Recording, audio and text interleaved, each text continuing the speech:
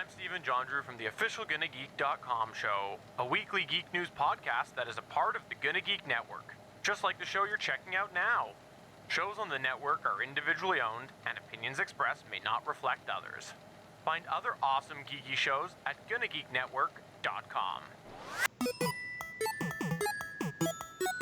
Stand by for a brand new episode of All Things Good and Nerdy. Good morning, everyone, and welcome to episode 400 of the All Things Good and Nerdy podcast. This is recorded live on Sunday, April 26th, 2020. I'm Chris. Joining me, like normal, my co-host, I have one, Mr. Anthony Bachman. Hello. Yeah, and of course, the one, not the only, because there are others, but Willie Nelson. Hello. Shalom. I don't know the rest of the Numa Numa song. Probably best that you don't sing, not because of fair use purposes, but just because I like people to actually consume our content. Fair enough. I guess I'll take it was that. Pretty fair. I just noticed a pack of cigarettes over there underneath my ottoman. I wonder if it has anything in it, or is it empty and I'm a dumbass? Willie, are you? My money's on I'm a dumbass. Are you running out of cigarettes, Willie? Oh no. No, so far he's talking about 3 separate packs I know, that's why I'm confused in the last here. 5 minutes. So, I've been talking about a lot of things in the past 5 minutes. This is the Willie D. Nelson tip to survive quarantine: is make sure you got tons of smokes. Is that what I'm hearing? Willie D's tip to tip tips. Willie D's tips are to make sure you got plenty of smokes, and when you're tired and need a break, go outside and swing on the swing set. You know what? I'm not gonna finish that one. What? You don't want to go swing on the swing? No. We're not going there. But you know where we are going? Where are we going, Willie? Nintendo. Oh my God! I hope is Nintendo finally having its first party M-rated game? Because this needs to be rated. But Animal Crossing needs to be Animal Crossing. Why don't you give some context to the folks out there as to why you're arguing that Animal Crossing could be a rated M game now? So with this new update, they added Red, who's a fox. Oh, Red Fox. Who is an art dealer. He could sell you some fake art or some real art. But that's not the point. The point is the art is some paintings and some statues that have full-on dick in it. I'm sorry, dick. Like they have the statue of David in full glory. Just a flaccid penis just standing there. Or flopping there. It's made out of stone. How's it going to flop? I guess you could say he's rock hard. I didn't want to laugh at that. I just couldn't help myself. I'll be honest. You set me up for it. I didn't want to laugh. How appropriate for our 400th episode, we start off by talking about granite penises. Yuck. Yeah. It's almost like there's also stick. The dick is so again. And not only does the statue of David in there's a couple other paintings with dick in it. What'd you call it? The Vitruvian? Well, I can't remember the name of it. Vitruvian Man. Vitruvian. That's it. Yeah, that's it. I'm never gonna remember that. I just know what it is when I see it. Like, oh, it's that thing. It's that thing. One of the most iconic pieces of artwork out there is that thing. Is it really artwork, or is it more like like a study piece? it's artwork. It's motherfucking Da Vinci. It's artwork. Well, I mean, I think I have an argument. I think it's more for like studying purposes than it is for like art usage. I mean, I'm not saying it's not like like beautifully drawn. I'm not saying that. I'm just saying I think its intent was to. I mean, if it's art like that, do we have to censor it? No, because it's artwork. But should Nintendo have an M rating for it? No, because it's fucking digital representation of artwork. So it's even less of it's not fucking porn, you weird Well, I know ass. it's not porn. But I mean, if you have even like art house movies that have a dick in it, they still get an X rating, don't they? No.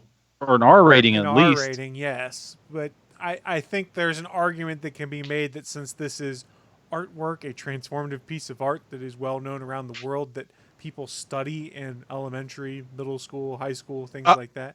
Study.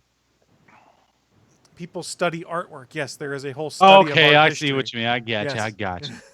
I'm just Yeah. saying, I'm not fully behind this argument. I'm just saying that, it can be argued. So, that's Willie, because of the argument you're going to be making, the Millions of Moms group now is going to go out there and talk about how this game should be rated M, should be censored, and how artwork like this should be kept behind closed doors so that young, impressionable minds can't see it. Look what you have let's opened be up. very clear. The 5,000 bitches that have their heads shoved up their ass that refer to themselves as the Millions of Moms. Fuck The millions of all Karens? them conservative bitches. Fuck all of them. Yeah, all the Karens. The fucking Karen crew. Fuck them all. The Karen crew. I like that. I love it. I like that a lot. The Karen crew. The Karen crew. The let me talk to the manager crew. Yeah. No one likes you people. But Why in do all you- seriousness, it's transformative art. Yes, there is nudity involved in it, but it's of an art form of the human body. I mean, you can't really say that Vitruvian Man or the Statue of David are there in a pornographic sense of things. Oh no, I was not saying that at all. I mean, I but just that find would it be- that hilarious. would be I the- love it. That would be That would be spin the of how only you would reason. rate it M. Yeah. That's the only reason it would need a rating is if it was pornographic. It's not pornographic. It's artwork. I don't know. I still say, once again, if you show a dick in a movie, I think it's an automatic R rating at the very least, right? But You there's can't a have a difference- dick with a There's a PG-13. difference between me as actor X showing up on screen. Oh, you caught me coming out of the shower, toweling off, versus having the Statue of David in your movie. One is a piece of artwork, world renowned, that's been around for hundreds of years. The other is actor X that lots of women are thirsty to see naked. You're fair. That's I a mean, good argument. I mean, once that's again, how I'm I look not at fully behind it. I'm just saying, I think there can be an argument with it. That's all. I'm afraid someone is actually going to hear you and want to do that now. Is my concern. I love debating. I mean, No, Well, I there love is- debating too. There is right someone that debate. will at some point. I find debating just fun in general. I'm sure some Karen's going to look over their kid's shoulder and be like, "Oh my God, that's a penis!" And then there's one, okay, let me steal a line from South Park here. Eek a penis. Steal a line from South Park. Someone get that dick. Oh, it's just a matter of time now. And just like the Rock and Anthony Mackie movie directed by what's his name? Oh no, what Pain and Gain, the movie that's our fault. Oh, Jared, no. the dude behind Transformers, Michael Bay. Michael Bay. Just like that's our fault, this will be our fault too. I mean, I bet you. Hey, his name might be Michael Bay. What do you say? No. You've been playing too much Animal Crossing. No, I've been watching too much Happy Gilmore. Oh, that could do it too. I could go by the bay and eat some hay. Hey, what do you say? Quarantine life. I just We watch may. a lot of stuff. Quarantine life. I haven't seen it for a while, but it's just there in my memory because that part sticks out. Willie's like, I'm going to rewatch it as soon as we're done on this show today. I don't know. I have a hard time rewatching stuff nowadays. I used to rewatch a lot of movies just over and over again. Now I find it to rewatch a movie, I need to watch it with someone who hasn't seen it so I can watch it vicariously through them. One of my hopes for when I grow old is to get Alzheimer's so I can rewatch all my favorite movies over again as if it's a new movie. That's my goal. But will you remember that they're your favorite movies? I hope I won't even remember that. I'll have them probably still in physical media. I'll be like, I still got this thing. Dude, what's going to happen is he's going to get Alzheimer's and he's going to start watching like Days of Our Lives and just never watch anything else. Do you think that will still be running new episodes? Yes. It's entirely possible. No, Willie's forever. gonna have like the Outer Limits or Twilight Zone episode kind of thing where he's the only man left on Earth that can remember things, and all he's got's his Blu-ray player, and he goes and loads the first disc, and the Blu-ray player breaks, just like that guy that was alone in the library and his glasses broke, so he couldn't read it. Burgess Meredith, man, all the you go. time in the world. I'm sure I can find another Blu-ray player elsewhere. By the time you're old, do you think Blu-ray players are going to exist still? Oh, hell no. Yeah. So you better start stockpiling now. Maybe they're just going to be called something different. I mean, it's still 4K Blu-ray. The 4K is still Blu-ray technically. Sony still has that All patent. I'm saying is I got 3 VCRs in my bedroom. He's got some real vintage porn, is what he's telling me. Oh, it's going there too. mean, hey, that's some of the best way you can get those 80s bush. I got a lot of movies on VHS that I don't want to rebuy, but I don't want to throw away either. So I mean, when I they got some started, VHS copies over there too. I got when VHS players started going away, like right before they left the shelves at Walmart, I bought 3 VHS DVD combo players and fucking stored them because those things eventually wear out and die. You're not going to pay to get them fixed. They're worth like $20. So I'm not sure where I got. I guess from someone in an old relationship, I got some of these VHS tapes that they just didn't want, so I kept them. I only have a couple. There's Sleepy Hollow. There's Ace Ventura: When Nature Calls, which someone said was the sequel was better than the original. I was like, are you crazy? There's Chicago, which is a movie I've never seen. Austin Powers and Goldmember. Austin Powers: Spy Who Shagged Me, which actually might be mine, but the one that is mine for sure, Con Air. Classic. That one is. So I have the 25th anniversary edition of Enter the Dragon that came in a black clamshell box with a placard from one of the scenes in the movie. Like, it's a gorgeous tape, but it's fucking tape. Like, I can't watch it on my DVD player. It's a great movie, though, too. It's the best martial arts movie ever. And I will say that Con Air was bought from Hollywood Video.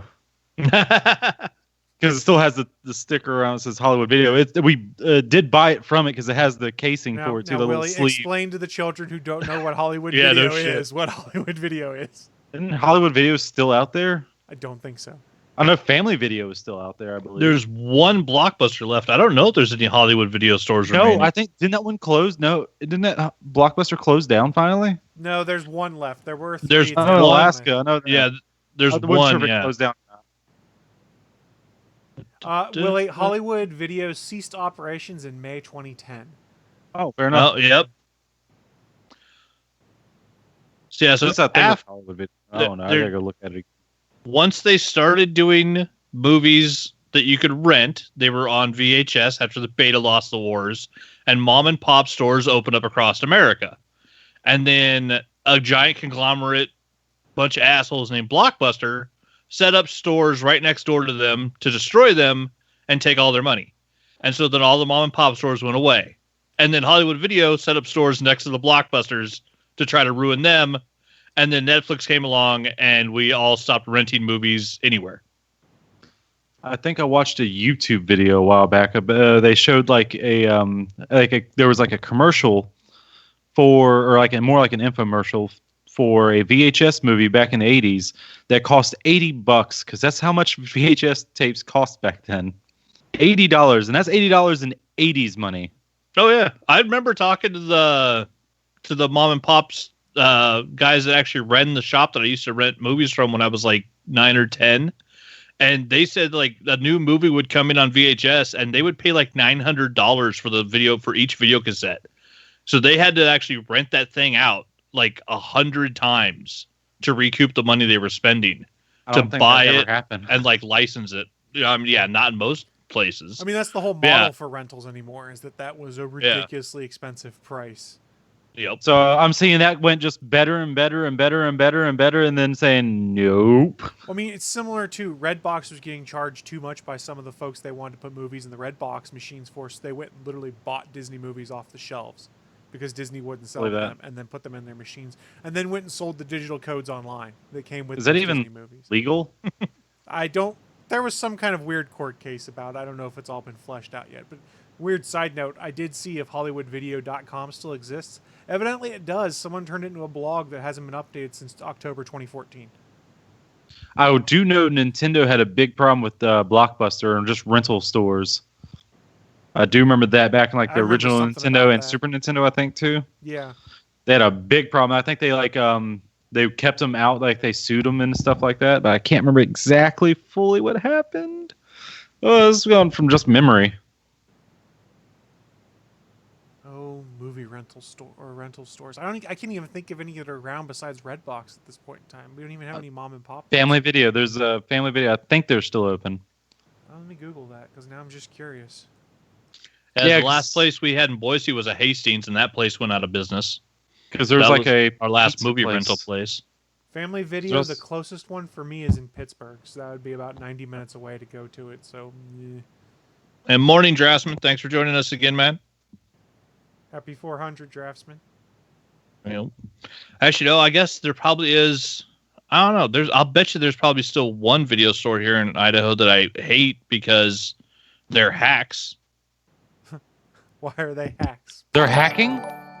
It's one of those bullshit Christian places where they go through and edit films because they believe they have the right to fuck with other people's artwork and then rent it out. So they take movies, take out stuff that they find objectionable, and then rent their clean version of it. I'm going to say I would allow that. Yeah, it should be illegal. It should be no, fucking illegal. No. I would allow it. I mean, just as long as they had that up front for everybody saying this is an edited movie. I mean, I'm it's not okay with unheard of because remember they have done edits for TV and stuff like that before. So there is a precedent that exists. The person of me who is, for lack of a better term, we call a movie purist, looks at that and goes, "Man, this is horseshit. You're going to take my copy of Avengers and take out the scene where Peter Quill flips me the bird or something because that's offendable." Not Avengers, Guardians of the Galaxy rather. Don't forget, we want the fuck Gee. cut of Guardians of the Galaxy 2. Yeah. Local. Okay, so the article here from May 9, 2019 says end of an era, Boise's last video rental store to close. So apparently we don't have any video rental stores left in Boise, Idaho. I mean, but in all honesty, though, anywhere you are now, that would be a tough business to be in because convenience trumps fidelity. You can always be like, oh my God, the Blu-ray copy of Guardians is so much prettier than anything you see online streaming. But here's the trade-off. If I don't own it, I have to get up, I have to go down to the video store, pick it up, rent it, go put it in the DVD player. Or I sit there and push the Disney Plus button on my remote control and I start watching a movie in 30 seconds. The convenience factor is a huge play. Now you are going to have the cinephiles who are like, I always want the best experience. And I totally get that. I built a home theater for a reason in my house. But there's some things I look at and go, I don't care about the best experience for that. I bought Cats for $3.99 because I wanted to watch it and laugh at it. I sure as hell didn't need to go and spend $20 on a Blu-ray copy of it. You know what? I'd spend $3 on the butthole edition of that. I don't think it actually exists, Willie, but maybe, just I believe maybe it does one exist. day you can have the butthole. Oh, it was cat. made. Yeah. Well, It and I was think made. Kevin I don't Smith know if talked it about it actually too, was. because like there's still people that buy vinyl albums. And so there are always purists in any type of art form that are going to go back and buy the old stuff. Right. There but was the same people that bought Laserdisc are now going to be the people that are going to buy the Blu-ray editions of stuff. They're just not going to be as widely available as they used to be. But you're going from mainstream to niche rather. That's the thing. Yeah, So you can't I'm saying, sustain yeah. that business model of when we were Blockbuster Video or Family Video and the biggest thing on Yeah. the block and expect that you can have a shop on every corner and still make hundreds of thousands of dollars over a big weekend or something like that. Now Yeah, you're and talking about that's why there aren't record stores on every corner anymore when there used to be. All right. When was the last time you guys been inside of a mall? inside of a mall. Well, that's really tough to do right now, seeing as we're not allowed to go inside of Well, malls. I know, but I mean, I'm getting to a point here. It was about every 2 weeks on Friday after work, I would go to the mall because it was attached to the Target I like to shop at, and I would go and walk up and down the hall to go to GameStop and then back to Target and leave. So when's the last time you've been inside of a Hot Topic? When I was looking for Funko Pops, Fair enough. yeah. They still sell vinyl records of new music, Sure. like new And albums. so does FYE, yeah. and so does Oh, like they do Books too? A I Million didn't know and that. stuff like that.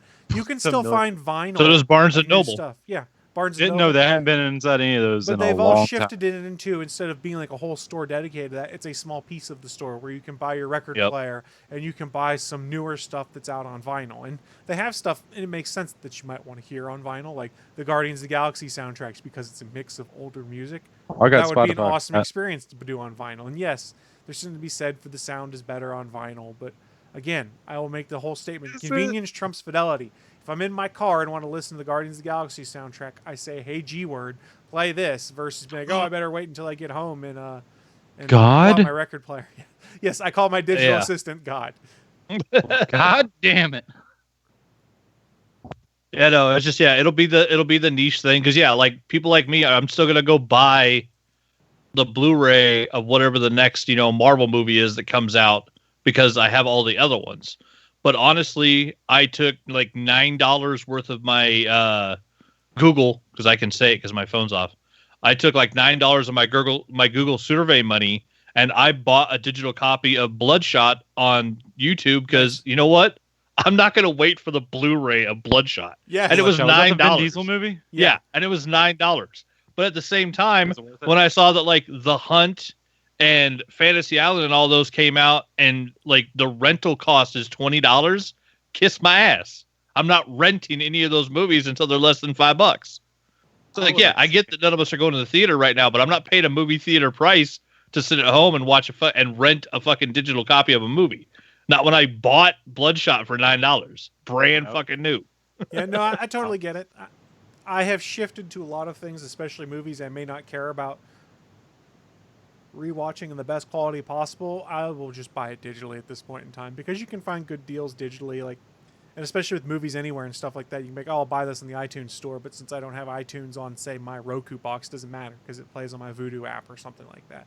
So I've shifted to that. Hence why I bought Cats for $4 because my wife was like, I kind of want to watch that. It looks like one of those movies that's so bad it'd be funny. And I was like, okay, well, let me see when I can find it on sale. And when I could get it and own it for $4, I was okay with it. Was it worth it? I haven't watched it yet. Please don't tell me you're going to watch Cats before you watch The Fifth Element. Oh, he's gonna now. Oh, He's man. gonna now. See, I might. that if you do that, you're going to be worse than Karen's. Actually, I was going to watch Logan Lucky tonight because I'm in a show Oh. right now where I want to see That is Daniel good Craig movie. do random weird accents because Daniel Craig if you doing his haven't non-regular noticed, accent. I am incarcerated. He does a great Southern accent. Yeah, I mean, have you you've seen- already seen it in have you seen Knives Out. Yeah. It's even better in Logan Lucky. I love that movie. I enjoy Love Daniel it. Craig more when he is not James Bond, is what I've realized. Because he I've seems like he's never having seen more him as James fun. Bond. He's having more fun not being Yeah. James Bond, it seems like. Well, I mean, trailers, yes, but I've never seen a James Bond movie with him in it. You should watch Casino Oh, Royale. It's really good. Yeah. Although I don't really watch James Bond movies, so that probably. When they did the relaunch and they like started everything over again with him in Casino Royale, that's probably the best Bond film that's ever been made. Out of like the 30 that they've done, like it is fucking spectacular. I do remember hearing like a quote from him saying, we had to go gritty with James Bond because Austin Powers. It ruined James Bond. Well, they're not wrong because Austin Yeah. Powers did kind of riff on all of James Bond movies up until like the Daniel Craig era. Purposely tried to make a point of having the corny, stupid, over-the-top humor at times because it was escapism at its best. Then Austin Powers and Jason The Bourne Sean had Connery it. ones had great jokes in them. They had great humor in some of the Sean Connery ones. Like when Pussy Galore says her name the first time, the fucking look on Sean Connery's face is Horseshit. priceless. Horseshit. Pussy Galore. Oh. Are you saying pushy like you're pushing somebody? So I did an episode of Art House Legends where we talked about Goldfinger. And Oh, I hate it should that be coming fucking- out soon. But I rented it on Amazon for like $2.99. And I started watching it. My wife was like, "What are you watching?" I'm like, "James Bond." She goes, "This is terrible." I'm like, "You have to remember, it's a product of its time. This movie is like 1965. It was a completely different world. Put yourself in the mindset of what you were seeing on screen in 1965. And the James Bond movies were kind of some incredible stuff compared to the other kind of things that were out Wasn't there. even living in 1965. Put yourself in the mindset of 1965, not like time travel back there and watch it. I mean, Quick, name the first Bond movie. On Her Majesty's Secret Service. and then No. Flood Russia with Love, I thought. Well, you're already wrong. First of all, I guess technically you should say Doctor No, but to be, I think Says the man who's never Casino seen Royale James came Bond out first, starring Woody Allen. Oh, there which was is a technically bootleg. There was a Casino Royale before there was the rest of these things, which is why Yeah, there was starring some Woody Allen. controversy that they redid Casino Royale with Daniel Craig. But What was it? The Brussels family. They fucking own that Broccoli. shit. broccoli, Broccoli. Oh, it Broccoli. was some vegetable. different vegetable. They don't deserve to be called the right thing. Yikes. I got strong feelings about that. Strongish feelings. There we go. Yeah, so my wife was like, "This is terrible. I don't want to watch any James Bond movies." And I was like, "Look, you need to watch Casino Royale if you actually want to give it a try, because they took everything that worked in Jason Bourne, i.e. the action, mixed it with some more spy stuff, and then got rid of everything that Austin Powers made fun of." And I Pretty was like, much. and because I know you'll like it, Daniel Craig comes out of the water in super tight, super short swim trunks, and you'll love it. I mean, Jason Bourne didn't really have good action scenery. What are you talking about? The Bourne trilogy, yes, I'll give you that. But Jason Okay, Bourne. so let me rephrase. That's what I was referencing was the first 3 Bourne movies, not Jason Bourne. Yes, you caught me on a technicality.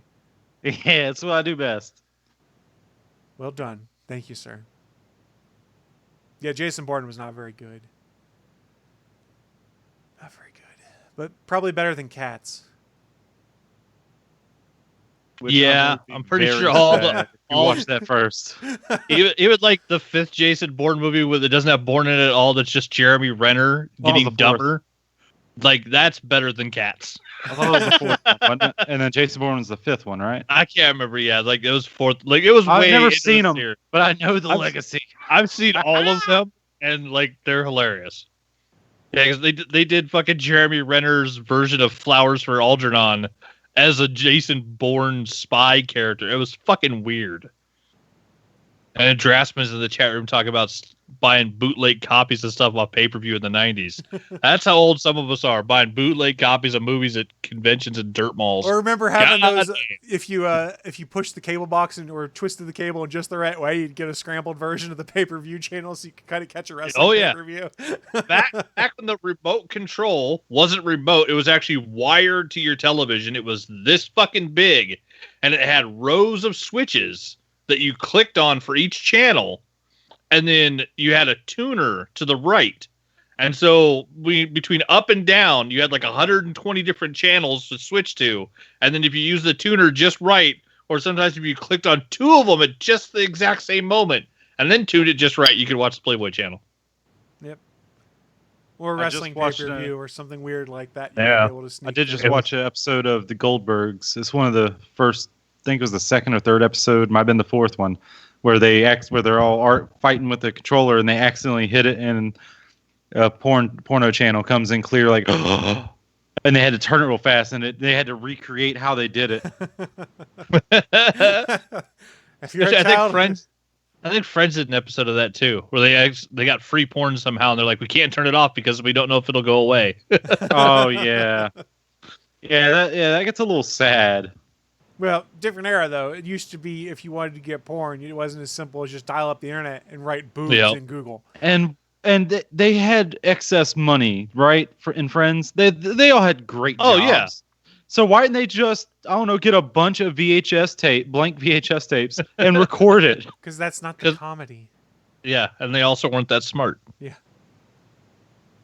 Well, no, because then it would write itself. Like if they go, oh, shut up, phone. For the same reason that people kept answering their phone in the Scream films, because it was in the script. Well, no, because they could have done a better joke, like them waiting in line to buy blank VHS tapes, and they're just outwardly talking about it, and then some old lady like, "What did you say? Porn." And this is why Willie doesn't write TV scripts. Yes, that's the reason. Yep. I think I could come up with some better ideas. I'm just waiting I mean, for look the Willie at Nelson Big show. Bang Theory's on there. That's fucking terrible. To be fair, Big Bang Theory was actually good at first before it then turned into make fun of the nerds. It's smart people for dumb people. That's what that show is. That's what it turned into. Yes. Yeah, that's why it's so popular. I couldn't even get past the first season without being like, okay, I can't watch this no more. Smart comedy though. If you want to watch smart comedy, and here's a chance to plug it because it's on Netflix Letterkenny. now. Go watch Community or watch Letterkenny on Hulu. Community Just is finished it. hilarious. Which one? Community? Community. Yeah. Yep. I just watched all 6 seasons. That's some of the smartest comedy out there. I tried to get into it. It just didn't hit So me. here's right. the problem. The first 5 episodes, they tried to act more like a traditional kind of comedy because that's what NBC wanted. And then like episode 6, like, F this. We're just going to turn this into a Dan Harmon fever dream. Well, that and the other thing that people forget is it's Dan Harmon and Joe and Anthony Russo. Yeah. The guys that gave us the greatest fucking Marvel movies ever were the ones making Community with him. Didn't they only that's make where one they- episode or direct an episode? Only one episode? They've done a few No. episodes of it. And then like Okay, I wasn't sure. Then even Justin Lin, who did like the last Star Trek movie, who did some of the final Fast and the Furious movies, directed the first paintball episode of Community. You go back and look at the people that have worked Community. There's an incredible amount of talent that went through that show. And Yeah. it is a Basically- very good show. Once you get into the nerdy part of it, like halfway through the first season, like Chris was talking about, Community is what Big Bang Theory claimed to be, Yes. which was a show about nerds. but it was actually a show about nerds by nerds, not a show about nerds by upper class fucking rich ass Hollywood pricks that say this is the type of way we joke, we laugh about nerds. Yeah. Oh, look at this guy. He can't talk to women. Exactly. Yeah. Oh, God. It's Dan Harmon, though, so you also have to look at it through the Dan Harmon lens. There's going to be moments where it just goes super weird. Like they did an entire episode where Jeff dreamt that he was a G.I. Joe, and they animated it like an episode of G.I. Joe. That's the other thing, too. Going back now and watching it, like, there, you can see the start of some of the you can see where Rick and Morty came from if you watch Community. Because you can see glimpses of that craziness in some of the characters. And there's actually, I think Justin Roiland did a voice of one of the characters in the show that is basically Morty. Like, it's Morty's voice. I mean, he does that a lot. Yeah. But he does Morty a lot for a lot of his characters. It was basically the first run of that voice was a character on the show. I think it might have been in the one cartoon episode they did. I can't remember. Like, I watched all 6 seasons in like fucking a week, so it all kind of blended together. Now, one thing to keep in mind is if you're someone who does go and decide to watch it, season 4, they fired Dan Harmon for that season, so it's going to feel different. Oh, he came back after that? He did. Yeah, They brought him back after that, and then the running gag was, "Man, we had a gas leak that lasted all last semester." Uh-huh. So there's a game called Smith and Smitherson Accounting Plus. I'm sorry, it's a VR game, and pretty much Justin Roiland kind of helped like write it and did a lot of voices for it. And there's pretty much this guy who comes out of this tree, and it's just pretty much Morty's voice. Hey, what are you doing in my forest? Hey, fuck you! Put that down! Yeah. Fuck you, man! That's my seed! Oh, you put it in the dirt! It's all dirty now! Fuck you! He uses the Morty voice a lot. Not necessarily in a bad way, but where maybe that's just the most recognized. Everything sort of links back to that somehow. But everything, he has a lot of different Morty-sounding voices out there, and I'm not complaining. Yeah. And side note, season 4 of Rick and Morty continues on like the 3rd, I think. So we're almost back to the back half of season 4. I haven't seen any of the except for the very first episode because it's behind a paywall. Oh, see, part of my cable subscription is Adult Swim stuff. So. Yep. Yeah, I think I haven't seen saying, anything since season 3, I guess. Well, it's on Hulu, isn't it? But I mean, it's not free. No. Oh, I guess you have to have the If you fucking subscribe to $50. Hulu. No. Nope, it's not. It's not on that streaming service for I think later this year or something like that. It's something ridiculous. Or it might be on now. I don't know. When it first came on, I saw it was like you can't watch it at all. Yeah, because there was I think when the new season started, they pulled it off. They pulled the old stuff off Hulu for some odd reason. That I don't know about. I just know the new season wasn't on it. Let's see. If you want to stream it, it says all 4 seasons are on DirecTV streaming service. Only 3 seasons on Hulu. Yeah, only 1 season on Adult Swim. Mm-hmm. I think they're waiting for the whole season to come out to put it on Hulu, which, yeah, fuck you for that bullshit. And what is HBO Max or whatever is supposed to be coming out soon, too, and it's going to be on there also. You can Justin Roiland was the voice of Ice Cube Head on one episode of Community. You can buy Rick and Morty, though, also the season pass for like $20. So we're going back to $20? Apparently. $20. In my hand. No. I think it should cost about $3.50.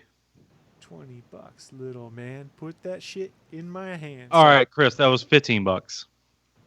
You're messing it up already, man. I apologize, Willie. I have slandered the high quality. I also have that on DVD up there. I have disc it on DVD somewhere too. I think I might have gotten rid of it, but neither here nor there. Seriously though, if you're looking for stuff to watch, was there?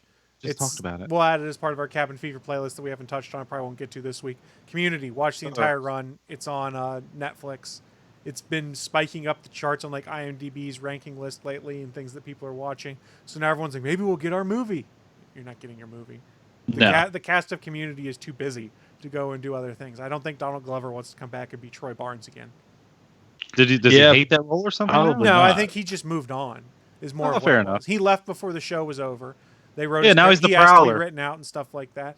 He is the Prowler and other things. I think it's more of he was just ready to be done with the character. You go back and look at the talent that this show had in season 1, and you're like, how the hell did they get all these people on one ensemble show? Because it's a lot of really good, really talented, funny people, and it really is a lot of it timing. I think. I mean, because who was Donald Glover before Community. You're still Childish Gambino. I mean, who knew about? I mean, how many people knew about him? Yeah. That's what I'm saying. I don't know. I mean, Joel McHale. I mean, yeah, with He was this, the host you know, of Soup. Yeah, I know. Yeah, but I mean, other than that, what else did he do? Right. Yeah, a lot of people didn't know that name until Community, and then afterwards, almost everybody knew that name. I mean, I'll give you Chevy Chase. And then But, I mean, we Allison all know how Brie, that. and then Allison Brie had some parts in like Mad Men and stuff like that. Yeah, but that show made a lot of careers. What, Mad Men? Well, I That know one I'm messing too. with them. Mad Men, but then there's a lot of people that appeared John in Community Hamm. that then you're like, wow, these guys went on to do some crazy stuff. Like Nick Kroll does an episode of Community even. That was when Yeah, Nick Kroll as was just the hitting it big German. too. Draftsman in the chat. We need to move on. We need to go watch Glow to see Allison Brie's nude scenes in the first episode. That I was like, oh, shocking. Yeah, It I was. don't. I'd seen, I think, maybe like 5 episodes of Community when I watched Glow. Like I had started it at some point and Oh, then didn't. Cognitive Finish it? dissonance right there. You're like, that's Annie? What? Yeah, so I had like no reference other than like 5 episodes of her being like the nicest schoolgirl character Yeah. ever, where she's just the nicest girl. And then I watched the first episode of Glow. I'm like, holy shit! and I couldn't get past that character. Like, Jesus, like this is a deplorable character. Yeah, and I mean that's one of the things I like about Glow. I Like, don't care that you're going through a rough time because you're a dick. There's some great characters, and I love Mark Maron as a coked out fucking Oh, like wrestling yeah. promoter. Like Yeah, he's he's great. so great. I'm so But yeah, like- behind on that right now, but Yeah, I only finished the first season, but yeah, it is a super fun show, especially if you're a fan of wrestling. Like, yeah, it's some of the shit that they do on Glow is just awesome. Yeah, I need to, now that I finished Community, I got to get back. I need something semi-funny. I have to start with the second season of that one. You know who Mark Maron reminds me of? please. tell Bernie us. Lomax. Bernie Loam. I know the name. Bernie Lomax. I mean, he only technically had a live screen time for about 5 minutes before he died in the movie, but then he was in the rest of yeah. the movie. Weekend at Bernie's. Weekend at Bernie's, Bernie Lomax. You got it. And the sequel, he's dead the entire time. Yep. I didn't realize until recently that Allison Brie's married to Dave Franco, who is also funny as hell. Oh, Dave Franco. I'm sure that's a funny house to live in. Dave Franco has the best commercial I've ever seen with him and Kevin Hart. No, wait, was it Kevin Hart? Yeah, Kevin Hart. It's a Madden commercial for Madden 15, maybe, or something. Yeah, I remember Just look that up one. Dave Franco, Kevin Hart, Madden commercial. It's the best. It's about It's pretty good. 3-4 minutes long. Yeah, they did a long extended commercial, but it was Worth super every funny. moment. Boy, we've been really tangential, excuse me, and random. We're already like what, Ramblecast. 38 minutes into the show and haven't even hit the news of the week. Ramblecast Dickisode edition. No. Let's see. Community started in 2009, and the first Hangover movie was 2009. So I'm guessing that they already filmed The Hangover before Ben Chang showed up on Community. So, yeah, I guess Ken Jeong would have gotten his fame first from Hangover and then Community. And then Yeah, as he's Senior from Chen. my city. Yeah. He's from my city. He's hilarious, and that and the A best doctor is from my once city. you realize how Yeah. much stuff he started improving in Community, you're like, oh wow, Ken Jeong's hilarious, and I credit the Draftsman. He mentioned in the chat room, and I'd seen it but haven't had a chance to listen. Ken Jeong and Joel McHale started a podcast during quarantine. They call it the Darkest Timeline, I think it is, or something like that, where they've brought That's on like a awesome. bunch of the cast of Community.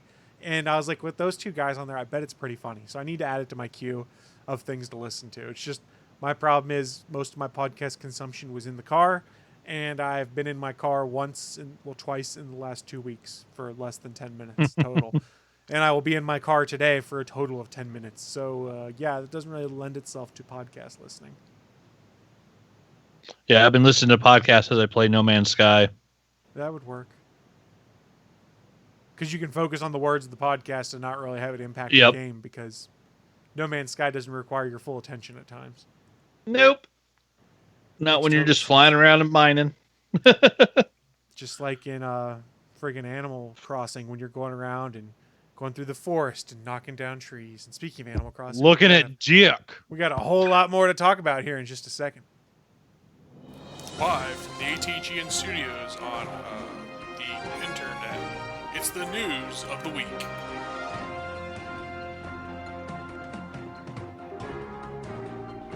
Welcome to the News of the Week. It's that part of the show where we run down what is in our minds some of the most interesting, geeky, and/or nerdy news to have popped up, and discuss it live on the internet with our own blend of social commentary and, in Willie's case, dick jokes. Did I cover that correctly? That's about right. I thought so. So I teased it prior to going into this, rather. Animal Crossing. Been playing it a lot. My news is centered around it. I'm pretty sure Willie's is. So let's talk Animal Crossing at the top of things, and then we'll wrap them up with a topic that is not about Animal Crossing and making animal friends in the forest. So, All right, I'll be back in half an hour. That's the Sounds Japanese good. name, Animal Forest. So let's talk about March 2020 was a record-breaking month for both the Nintendo Switch and Animal Crossing New Horizons. Animal Crossing achieved the third highest launch month physical dollar and unit sales of any Nintendo published game, passing Call of Duty Modern Warfare as the best-selling game of the month. For as much hype as was behind Modern Warfare, kind of a big deal. Animal Crossing sits only behind Super Smash Bros. Ultimate and Super Smash Bros. Brawl for the highest launch month physical software sales. Launch month sales of Animal Crossing New Horizons have exceeded the lifetime sales of all other Animal Crossing titles, which makes this newest entry the best-selling game in franchise history. On top Technically, I would say Animal Crossing characters are also in Smash Brothers, This so is or at least true. Ultimate. So true. you could say a little spreading, a little smudging. They can share some of that too. In addition to these high sale numbers, the Switch set an all-time record for hardware unit sales in March, besting the previous high that Nintendo has held since the launch of the Switch in March 2017. Switch also generated the highest Q1 unit sales for any hardware platform since the Nintendo DS in Q1 2010. What does that mean? It means people have been buying a lot of games to entertain themselves while they're in quarantine.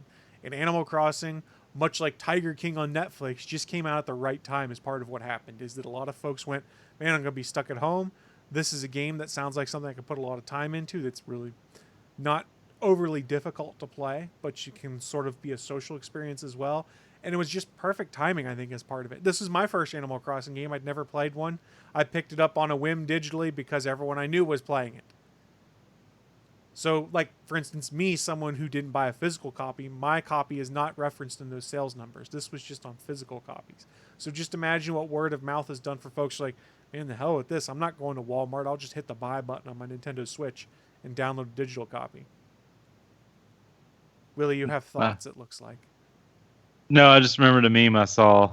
It was it's since we're bringing back up Tiger King and Nintendo. I saw something that said Joe Exotic is just Steve Irwin's Wario. I saw that one too. And yes, I did buy it digitally as well because I figured it's one of the games that I would just jump into and I wouldn't want to have to switch out the little cartridges. Right. I think that's the best use case for digital in this one is Animal Crossing is a game that's not necessarily designed for you to play for 5 hours a day. It's designed for you to pick up, play for a little bit of time, turn it off. I'm feeling and play attacked another here, game. buddy. Well, Feeling very attacked here, buddy. my intent is not to attack because I Listen. also play for extended periods of time because I'll start designing something and the next thing I know it's hours afterwards. But Yeah, in those order fish to ain't gonna catch progress the game, you don't necessarily have to put hours upon hours in every day. That's the appeal to this game. And once life presumably goes back to normal and we don't have as much free time to be able to play, potentially you could be like, okay, I need to fire up Animal Crossing for a half hour, 45 minutes, make my rounds, do my collections on the island, and call it a day. See, now I'm just hearing people doing their dailies in World of Warcraft. Yeah, I mean, more or Gotta less. go around shaking those trees, digging up fossils. Chopping down Gotta get your money trees. tree. Yeah. Well, I don't go to. I haven't gone to a random, mystery island for a while. I think I have like 64,000 Nook miles built up because that's just fucking tedious to me. And I've never gotten one of those rare islands. So if it never happens, why would I want to? I got So- Tarantula Island 2 days in a row. It was great. Yeah, so I'm like, I don't care about it if this is how it's going to treat me. I'll never get it again because I got them 2 days in a row. Probably. Hope you never get it again. Or Scorpion Island. I've never been to When Scorpion that Island. happens. I want to be there. Because you can't. Oh, You can't till they're in season. no, when Scorpion's in season. See, you're the expert here. I don't know. I think June, July. Oh, Whenever we're a ways. whenever tarantulas go out. Fair point. But regardless, the sales number's huge. I think a lot of it has to do with just perfect timing because this is a good game for folks that are homebound to play for a little bit because they get to do things in a digital outdoor world, feel like they're doing stuff, build things. And there is also a social component, although much like most other Nintendo games, the online component is broken at best, trying to make things happen. And I still have complete heartburn over the fact that I pay for Nintendo Switch Online, but this game does not back up to the cloud. I think I think they're changing that. I think they changed it with the last update, didn't they? No. They have made, they had, remember there was some small text when they announced this game that there would be like limited time options where like if your console bricked or something like that, they keep a copy not in the Switch Online servers, but whatever servers house all the Animal Crossing stuff, and they could restore your game from that, they said. But it's not designed for you to be able to pick up your Switch, play for 15 minutes, go over to your buddy's house, log into their Switch, download your copy, and then go from there. It's a copy that is unique to your console. I will say that they really dropped the ball. You should not mention your online service has cloud saves when your first party game purposefully does not have it in it. Purposefully. This is not the first time that's happened too. I complained about it in Pokemon also. There's no cloud saves for Pokemon, so if my console breaks or someone steals my console, don't want people my to save cheat. game's gone. Sure, that's your reasoning. That was actually. I mean, and Drysdale points out in the chat room, what other game had Elijah Wood visiting your island? Did you see that happen this week? Yeah, Naki made a whole thing about it, remember? I was just making sure. Not everyone knows about that. For those that don't know, Naki is also playing Animal Crossing, and she was selling turnips they were buying turnips for like 600 some bells on her island. So we all. I made 3 million bell that day. I made 1.8 million bells that day. It was a great day playing the stock market. Jesus. Stock market. I know. Such a fucking digital drug dealers. Y'all are ridiculous. Yeah, but now I can do my next round of island improvements. I don't have to go and shake trees to get fruit out of them. Well, I mean, pretty much my house is fully paid off, and I did have over 1 million bell before I bought some turnips this morning. So now I'm having just over 300,000 bell in my bank. I have only one home improvement left to do, which I could start now, but I would have no bells left in the bank. So I'm waiting until I sell my turnips this week to then pay off my loan and do the basement expansion. Yeah, still had 1 million bell after I did the final one. I was happy. And for those that aren't aware, what goes on with bells is once a week there is a character on Sunday mornings who comes around and sells turnips. And then throughout the week you have opportunities to sell your turnips at the Nook's Cranny store, where you could sometimes get 6 times your money back on bells. It's a good way to try and make money.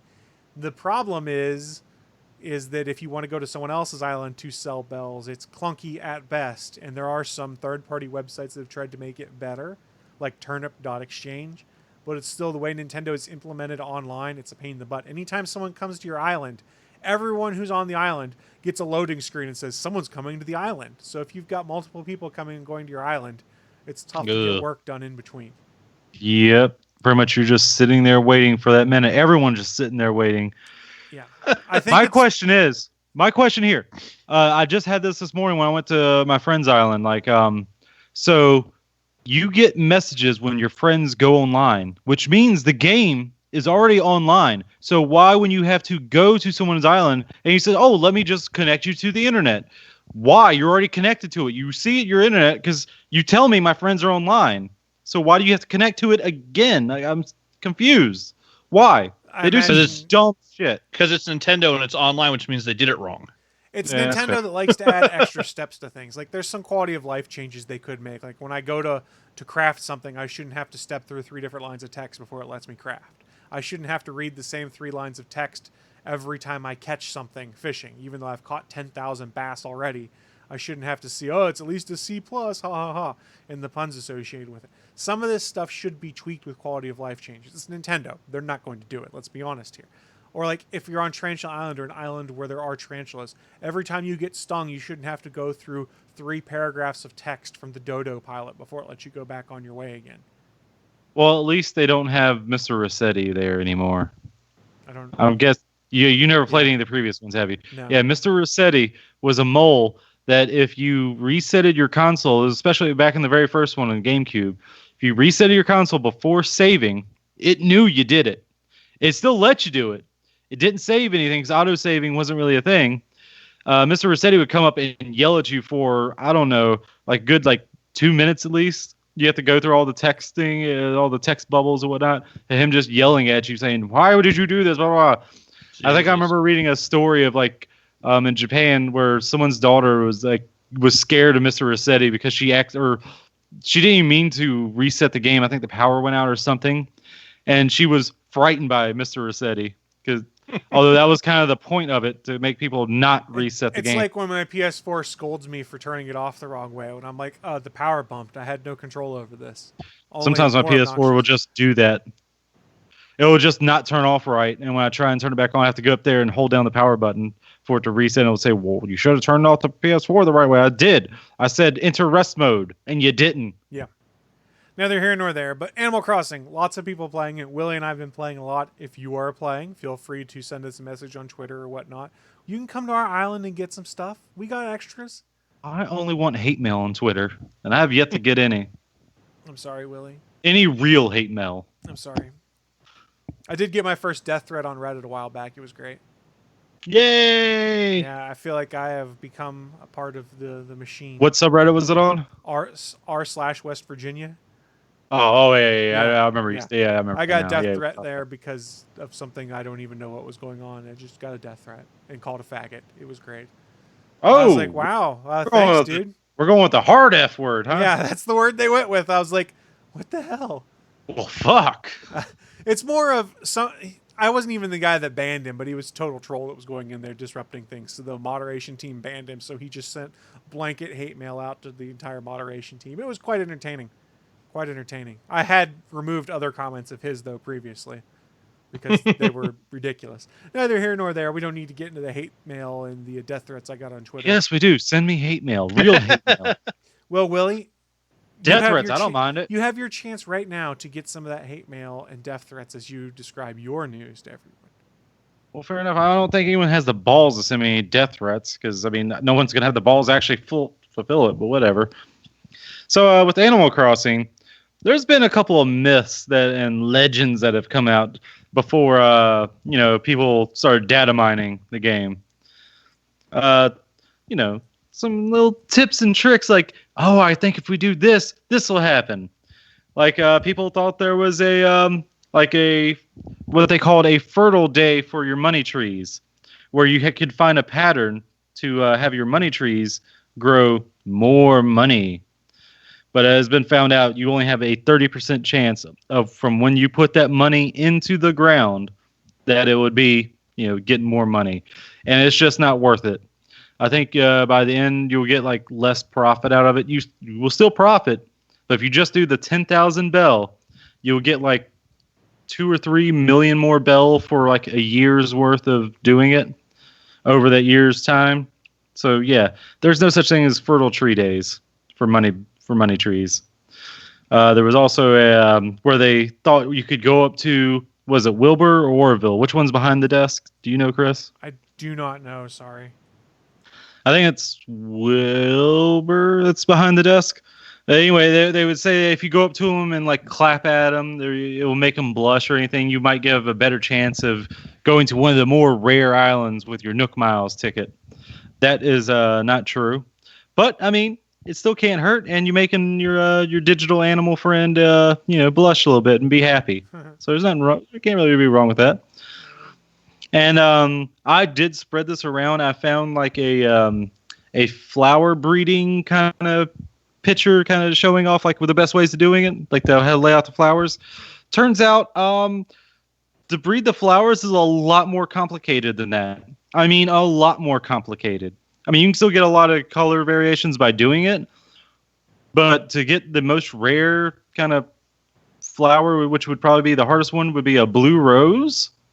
You have to do a couple of things to get it situated right. And it's not that easy. It's just, if you remember high school and going through genealogy, that's what I'm just going to say it is, because I don't know the genetics, whatever.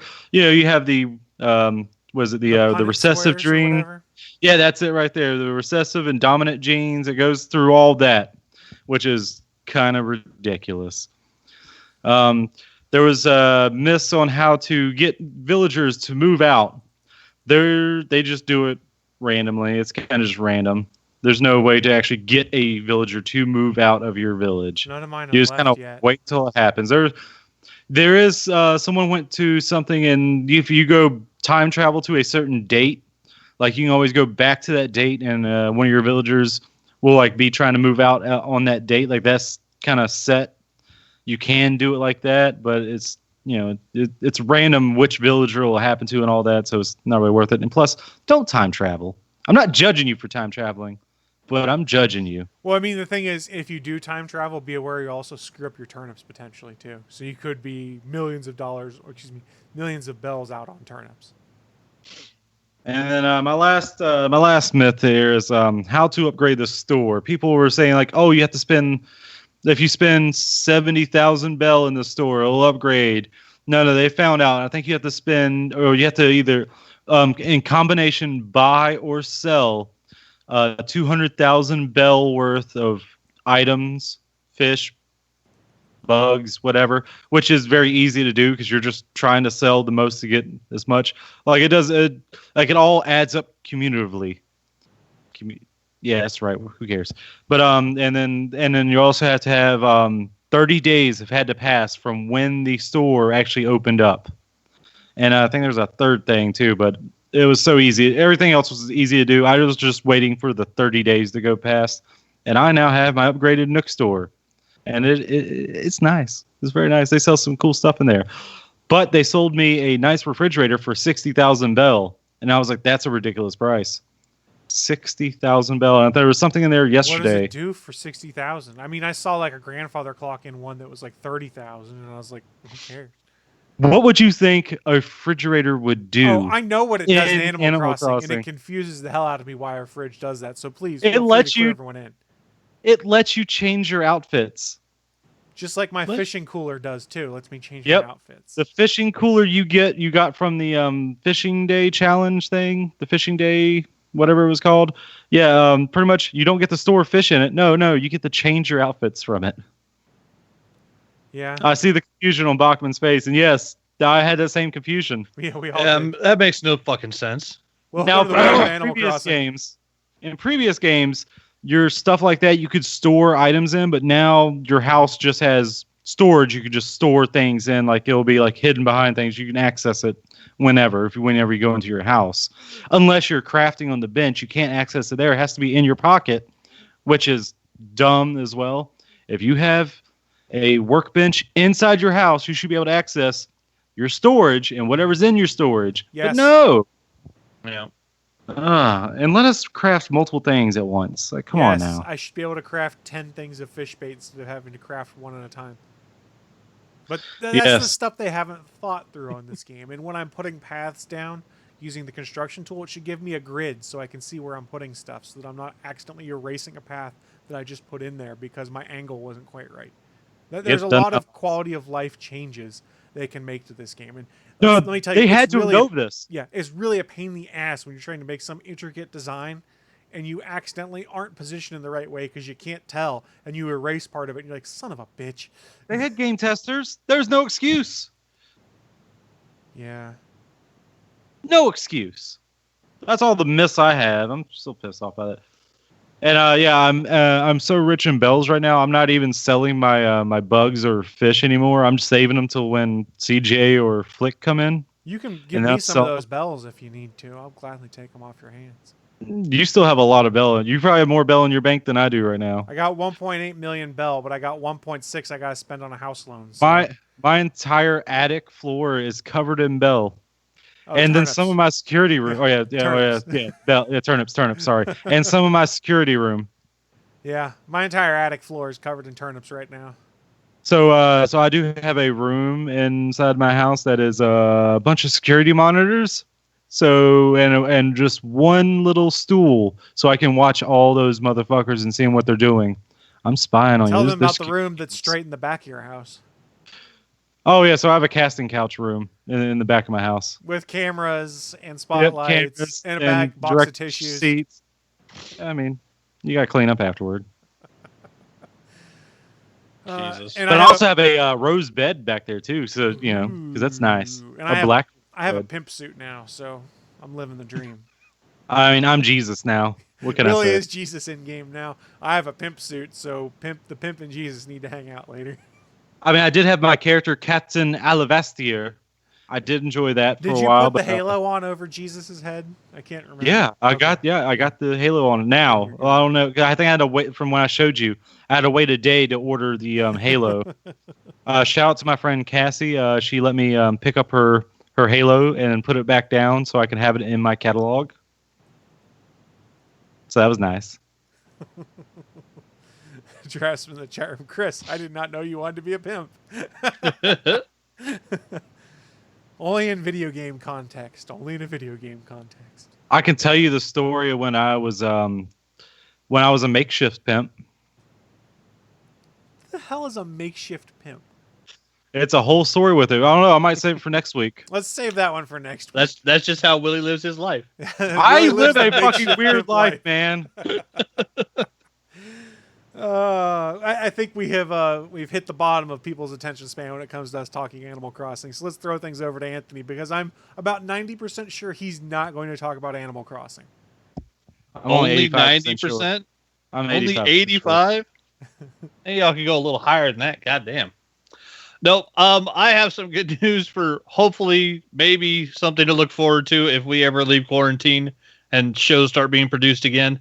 JJ Abrams, the guy that runs Bad Robot, who brought us some new Star Wars like Star Trek and some more Star Trek stuff, made a whole bunch of great shows, made a whole bunch of great movies, did a really poorly written Spider-Man comic, but other than that, he's done a bunch of really good stuff.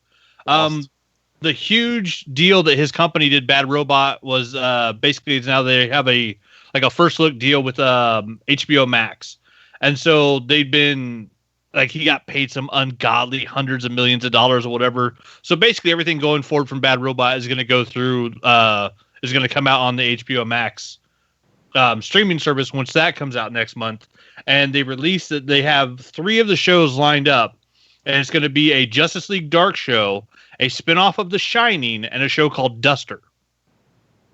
So Overlook, this is all from an article on Hollywood Reporter by Leslie Goldberg, which there's a part in it that she got wrong, but I'm going to ignore that part.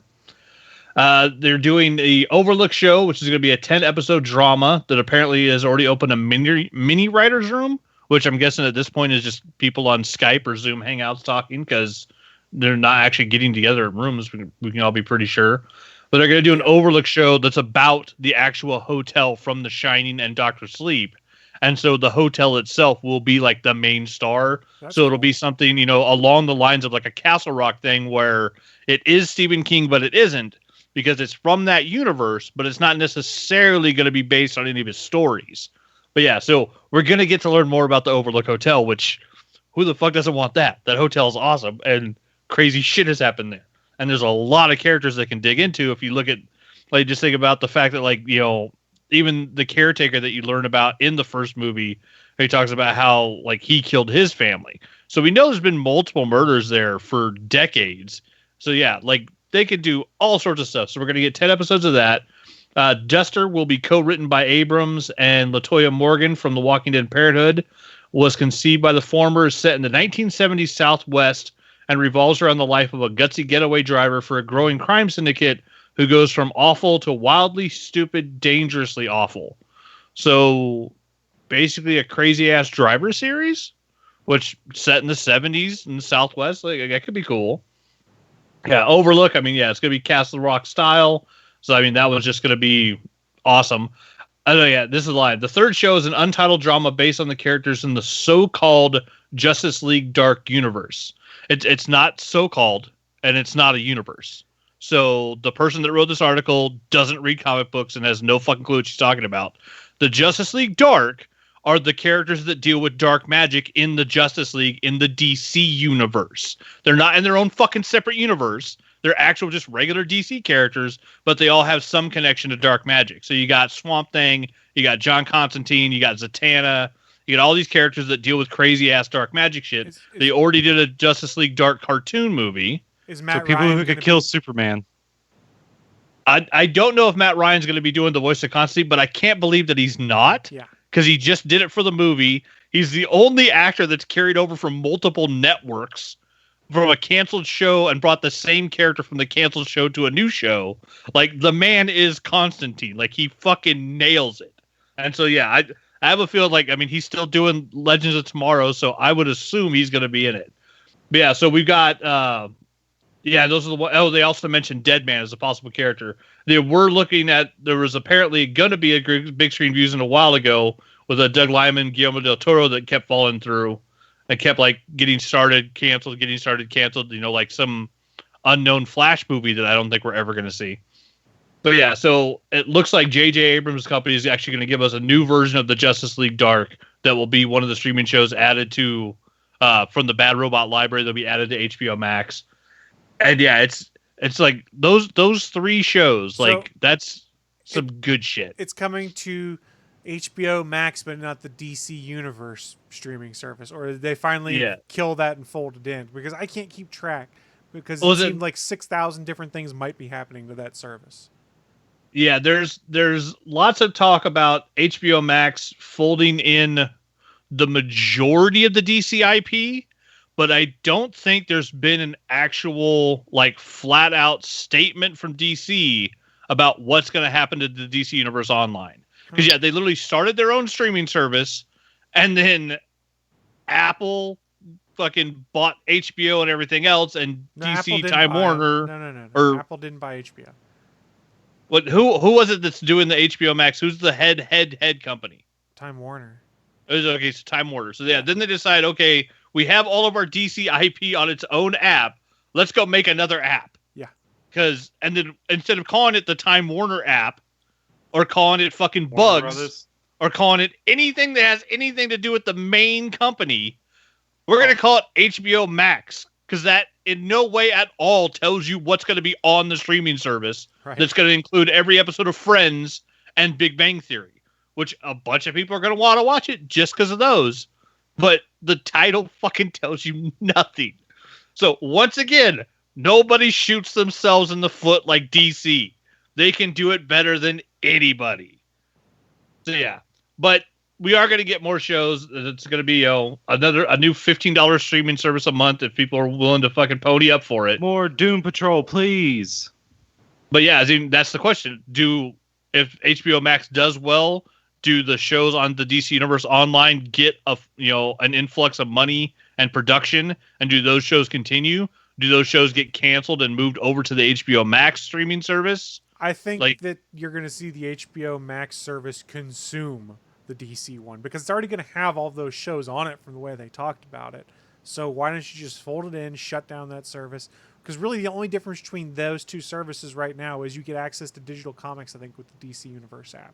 It's not just that; it's digital comics. It's they brought back forums where all the people that work for DC Comics, artists, writers, pencilers, colorists, they're all in a forum network, and anybody with that app can go onto those forums and actually talk to people. That's cool. But I'm surprised they did that. I don't know how popular that feature is, but it is there. I wonder why they didn't go with something a bit more modern, like a Discord server or something, an exclusive one or something like that versus forums. That I don't know, but yeah, I mean, it has, and it's also, you have access to the comic books, the forums, and there actually is a DC Universe Online exclusive store where you can buy stuff from that store that you cannot access from any of the other Time Warner sites, any of the other DC sites. You can only buy certain stuff in that store if you have the app. So, I mean, it does have like 4 different features that they all kind of bundled together, which is a great idea. But then, when the next thing you do is say, hey, we're also going to have another app. Like, what the fuck? Yeah, that's the whole, we've talked about on other shows and this one. It's just so confusing as there's the rush to have everyone have an app, because now NBC has one that's launching. ABC is folded in with all the Disney stuff. I mean, boy, it's just insane. And they're all not going to launch as well as like Disney Plus. When you go back and look at it, despite the fact that few people couldn't log in on day one, pretty smooth launch and pretty fast and quick launch. I just don't know whether you're going to see the same with HBO Max and Peacock, and insert random app name here that's probably coming for a streaming service that I haven't considered. Yeah, and now like there's so damn many of them. I mean, and technically Disney already owns what, 3?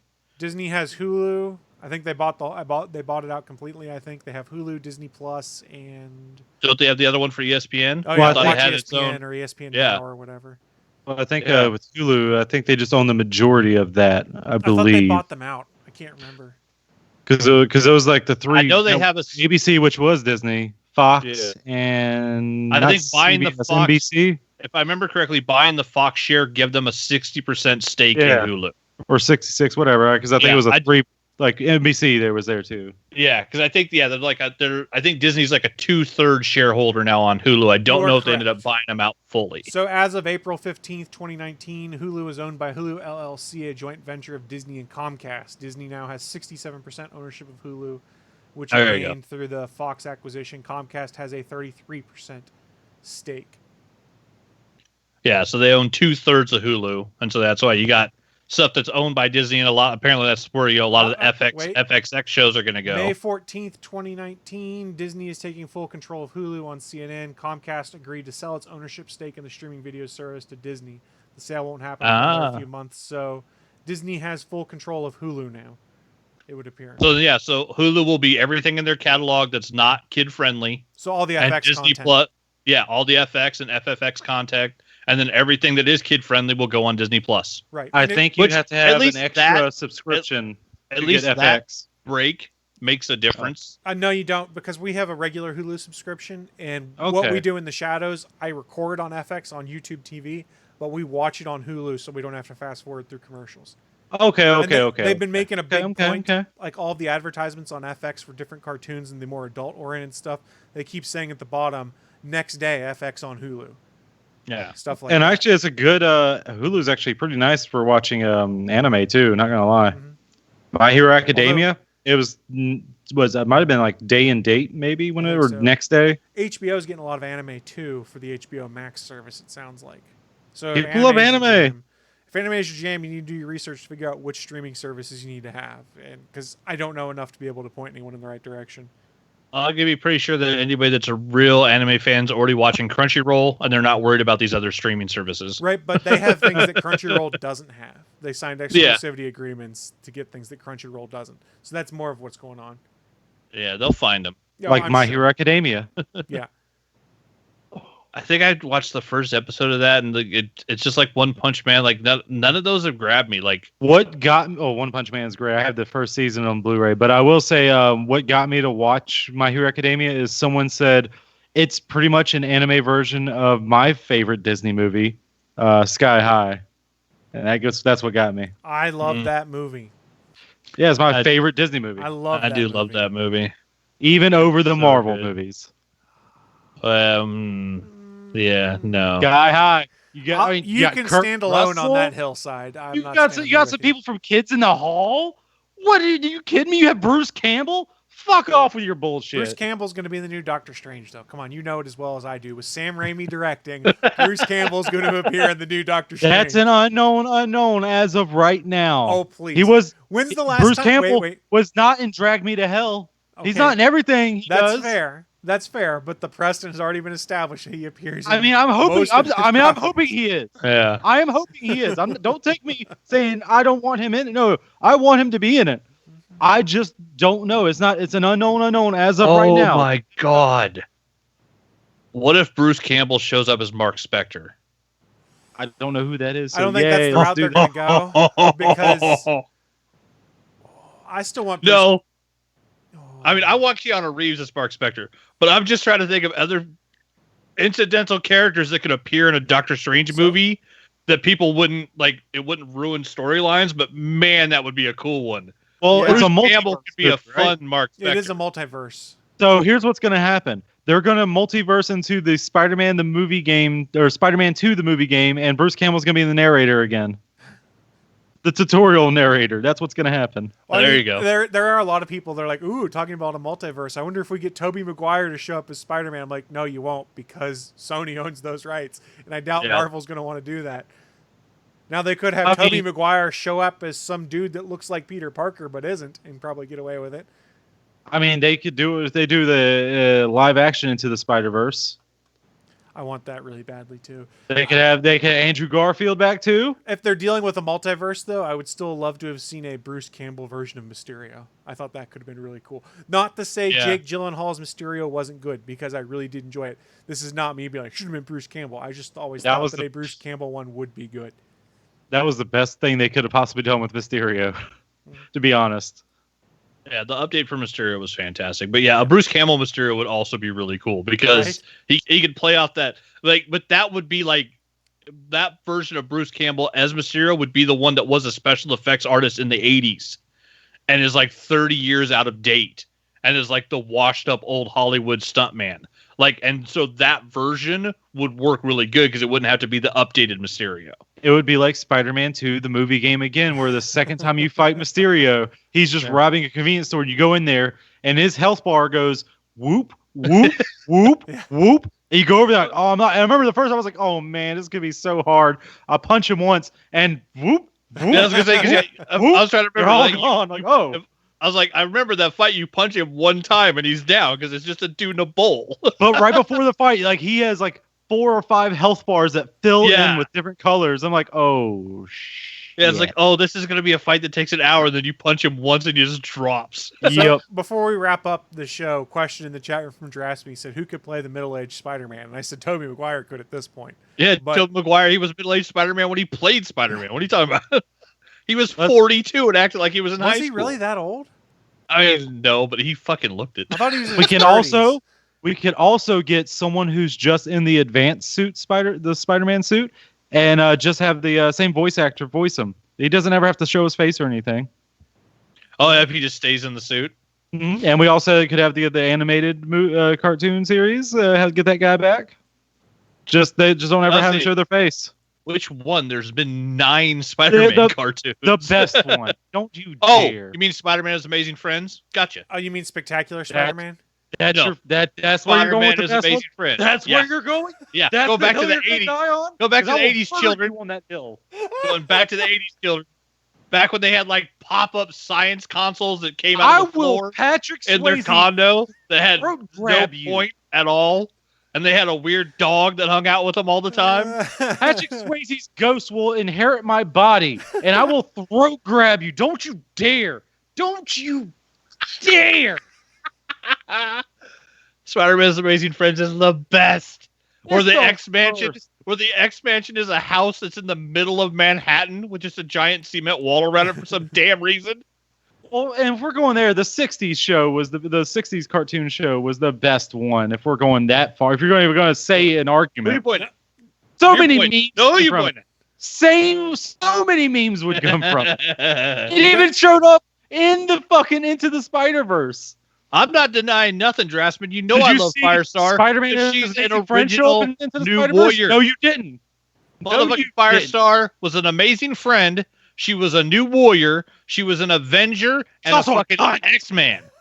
Firestar is the best. That bitch is awesome. Willie, why are you so mad? I'm just like he's foaming at the mouth. Did you guys see that on video? He had to wipe his face off. He's foaming at the mouth. The boy's dying. He's dying. Firestar is nothing more than a cunt version of the Human Torch. That's what I'm saying. That's not. Their powers aren't even the same. Yeah, they don't even have the same superpower. That's what I'm saying. She's a robot. Just like you literally don't know what you're talking about. And she's a robot. You guys are all wrong. Nobody said Spectacular Spider-Man, so everyone fails. That's the best animated Spider-Man. Which one is that one? Is that the MTV one where it was like cel-shaded CGI? No, that was the one that I think was on the CW Saturday morning cartoon that went on for like 3 seasons. Didn't Spider-Man 2099 even have an animated show too? No. No, you're thinking of it was Spider-Man Unlimited. Yeah, that was horse crap. That entire show. Yeah, which was a Fox show. Yeah, it was the I think lasted one season. Yeah, it was the continuation of the Spider-Man the animated series we got in the 90s. That was then he was going to go and look through the multiverse to find his Mary Jane or something like that. Is where they left off, and then he he was pretty much Kingpin Into the Spider-Verse. Kind of. But yeah, the suit was kind of a take off of the 2099 suit, but it was like a weird veiny thing. Yeah. But yeah, it had a similar look, but it wasn't the 2099 show. It turned into veiny Venom. It was like Spider-Man Unlimited, I think, is what Yeah, it was it's called. available on Disney Plus also if you want to subject Oh, yay. yourself to that show. Sure. Yeah, I'm pretty sure I watched all of it, and it's not good. It's not good. While you're at it, why don't you watch the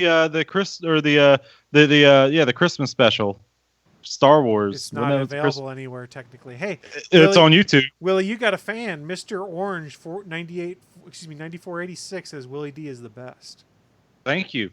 on YouTube. I believe. I have mean, a feeling yeah. I don't trust that person's opinion. I mean, sure, you can have it. Whatever. I don't care. All right, that being said, we are an hour and 20 minutes into this. We do need to start shutting things down. But before we shut things down, there is a final segment we do on each episode of the show. It's a bit called What I'm Into. It's our chance to share with you guys who are watching live or listening at a later date just what kind of geeky and or nerdy things we're getting into so that maybe, just maybe, you'll want to check them out yourselves. I'll kick things off right now. I've been playing far too much Animal Crossing. I have the same problem that Willie has in that regard. I've also played through the first chunk of Final Fantasy VII Remake. It looks really pretty. It looks You really haven't played through the first chunk. I played through what the demo effectively was. Let me rephrase then. You played through the first toenail of it. Oh, there's a lot more to it? I wasn't sure. Oh, how well, far I that mean, went. because I've also been playing it too. I'm in chapter 15. Okay. I think you're still in chapter 1. I think you just got Yes. done with chapter 1. I think I just wrapped chapter 1. Yeah, pretty much. What Final Fantasy? What I've heard, because I haven't beat the game yet. Hopefully, they do it today. Effectively, is the first disc of the original game, so Okay. it's all Midgar. Right. I'd So seen that's that all too. it is. You never after that, from what I hear. The thing that I Don't still quote haven't had me. answered for me is when the next installment comes out, am I paying another $50 for it, or is it part of what I bought here? My More guess than is I'm paying likely. another $50. Yes, Yeah. I still find it weird they don't say part 1 on it. Yeah. So in this case, I'm going to be waiting until that goes on sale because I'm not in enough of a rush to be like, oh my god, I have to play the next part of Final Fantasy VII Remake. Neither But I here mean, nor you there. probably have another 2 years for that at least. At And least it's gonna be on it'll next probably gen. be a PS5 exclusive at that point. And Well, time exclusive I probably have not like this one committed is. to when I am buying my first next gen console. I have no urgent rush or desire to do it because, as I've mentioned on this show, the console I play the most right now is still my Nintendo Switch. Which is a shame. Why is that a shame? There's plenty of fun games on there. Because Dead by Daylight's on the Switch and it looks horrible. I actually Oh, looked up my. a video. Oh my god, it looks so Yeah. terrible. Oh, look great. have you seen the videos of mobile? I played the mobile. Noob put up a video. Oh my god, it's awful. I mean, can I connect my PlayStation controller or Bluetooth controller to it? I doubt Because it. then it actually might be Probably. playable. Because it actually doesn't run bad. It's just I hate virtual controllers. Yes, those are It's the worst. terrible. I don't know how to run anywhere or do anything. It's because it's so fucking weird to control. Other stuff I've been getting into, mainline the first 3 episodes of this season of What We Do in the Shadows. That show is still hilarious. There's 3 seasons? No, first 3 episodes of this new season. Oh. This is season 2. I apologize. Oh, okay. They've kind of, if you watch last season, you know they have a lot of cameos of people you weren't expecting. Like Dave Bautista shows up randomly just because he wanted to do the show. They've got a bunch of former vampire characters that show up to play vampires again. It's hilarious. They're continuing to sprinkle in just random guest stars. I never expected Haley Joel Osment to show up in What We Do in the Shadows, and he shows up in the very first episode and is hilarious as a new familiar for the vampires.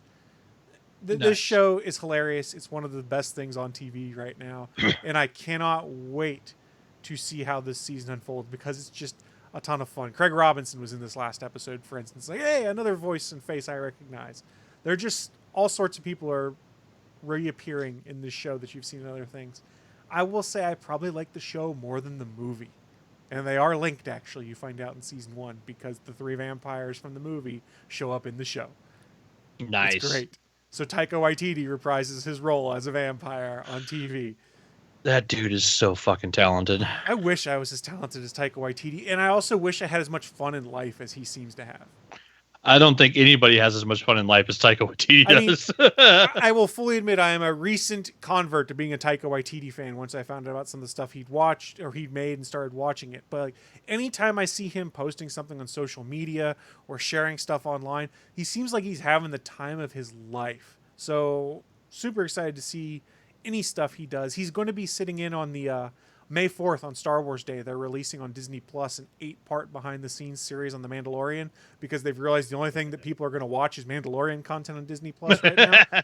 Oh yeah. But it's literally a roundtable discussion with Jon Favreau, different actors and directors for each episode. And he's like, yeah, I'll be on it. And I was like, oh, I cannot wait to see Favreau and Waititi breaking down his episode of The Mandalorian. That's going to be just a ton of interesting content to watch. So I'm probably going to rewatch all of The Mandalorian before this comes out on Star Wars Day, just because I want to go in there fresh again. And I'm really intrigued because they're going to talk about the technology they used and stuff. And if you guys have read some of the articles, like the technology they used, let me crib a term from Star Trek here. They basically built their own holodeck to do the sets for The Mandalorian. Like the stuff that's set in the desert, they weren't in the desert. Those are LED light screens and stuff that are set up all around them. On the wasn't floor, green screen on the either. walls, on the ceilings. And they literally put these images on those on those LED screens, and then have the actors film on that set that way. So go back to like the prequel trilogy where they were marking an X on the wall to be like, here's where you need to look to be able to see this alien creature we're going to CGI in. Now they just put that alien creature or put something they're supposed to be looking at in the distance on the screen, because what they're looking at is what we look at when the thing is fully produced. The technology is phenomenal they went and did with this, and I, for one, cannot wait to see how they use it, not only in Mandalorian Season 2, but in some of the Marvel stuff they're going to do. Because it takes stuff that would take a movie budget, and you can knock it down to like TV plus budget, for lack of a better term. Because I don't think it's cheap. I don't think it's regular TV budget cheap, but I don't think it's also movie budget expensive either. It's phenomenal. I can't wait to see that on May 4th. And God, what other stuff I've been getting into? Brooklyn Nine-Nine season finale. That was a ton of fun. I'm really glad Naki converted me to that show. I've really enjoyed a lot of it. When you have Captain Holt, Andre Braugher, and Terry Crews doing Salt and Pepper Push It, it's hilarious. What? Yes. They get trapped I gotta in an keep elevator. watching. I'm like so, 6 episodes into that show. Yeah, they get trapped Into in the an show in elevator. general? Yeah. I just finally got started time. watching it on Hulu again. Yeah, it's really funny. It is also another one of those shows that is smart comedy at times. Yes, they do dumb jokes, but they also do a good job developing their characters, giving them overarching plots, and you see how people change in the scale of like 7 seasons. How Peralta's growing up, how Captain Holt has relaxed and become part of a family of people there. It's a really good show, and they make you care about their characters. And the one thing I've talked about here before is you get this weird cognitive dissonance when you see Rosa Diaz on screen, and then you see Stephanie Beatriz, the actress who portrays her, speaking her normal voice, and you're like, what? She sounds so different in real life. Does she show up on the show as both? No, but when they'll do like interviews and stuff with her. Oh, okay. And like when you see one of those interviews, you're like, holy shit, you sound nothing like your character. Wow. Like the first time you saw Hugh Laurie speak British? Right, exactly. And you're like, wait, what? House isn't a white guy from America? Yeah. What the fuck? Hugh Laurie is also Or incredibly was it talented Rick with- Grimes? Yeah. A lot of these British Yeah. actors who portray American actors. Speaking of Hugh Laurie, I took a pause, but I started watching Avenue 5 on HBO, and it is hilarious. Where Hugh Laurie is the captain of like an interstellar cruise ship, and something terrible goes on, and it's yeah. a cavalcade of terrible it's like things. It's like the Love Boat in space, right? Kind of, yeah. It's really good, really talented cast. I need to go pick that up and continue watching it. And then I fell down the rabbit hole of watching another CW show. And I didn't know it was a CW show until I started watching it, because I need sports real bad, because there are no sports. So there was a show I saw. You watching All American? I'm watching All American. I got it. I'm watching All American. Got it in one. And I will say this, the guy who plays Spencer James, he's a really good actor. I can't wait to see what he's going to go on to after All American is done. I don't know how. I know there's a 3rd season coming up. I've already set it to record. I'm almost done with season 2 of the show. I would assume that it's going to get renewed, because for the last 2 weeks it's been in the top 10 on Netflix. Season 1 and 2 of All American. I've really enjoyed it. I think there's a really good cast on there, and I think they tell a good story. The guy that played Tyrese on The Walking Dead shows up in All American. Yeah, as his father. Mark Coleman, I think. Yeah, so there's some good actors on there. Chad Coleman. Who is also Bortus's husband on Yeah, he is. And he's fucking great on that show. So if you're missing sports and you don't mind something that has those CW melodrama moments added into it at times, All American's a pretty good watch. And like I said, there's some pretty good acting going on in there. It's not like some of your traditional CW shows. You're like, oh, Jesus Christ, this person is terrible. But there's no one in there I really go, man, they're terrible at their job. It's pretty well acted. I've enjoyed it a lot. But like I said, I still got more of it to watch. Well, that's what I've been getting into for the most part. Hey, Bachman, what have you been getting into?